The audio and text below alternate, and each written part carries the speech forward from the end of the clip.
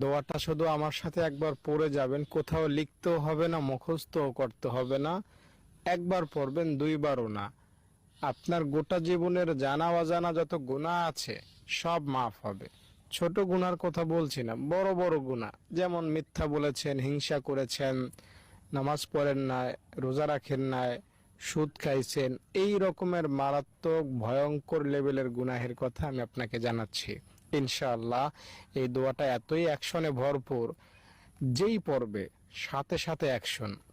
এই দোয়াটা যদি আজকে ফেরাউনও পাঠ করত, ফেরাউনের গুনাহ আল্লাহ মাফ করে দিতেন। তাই আপনি তো ফেরাউন না, ফেরাউনের মতো তো গুনাহ আপনার নাই। হ্যাঁ, আপনাকে আল্লাহ তাআলা নিশ্চিতভাবে ক্ষমা করবেন। দোয়াটা পড়লেন মানে নিষ্পাপ হয়ে গেলেন বাবু, একদম মায়ের পেট থেকে বের হয়েছেন ওই রকম হয়ে যাবেন। হাদিস শরীফে এসেছে, নবীজি বলেছেন 5 বার যদি কেউ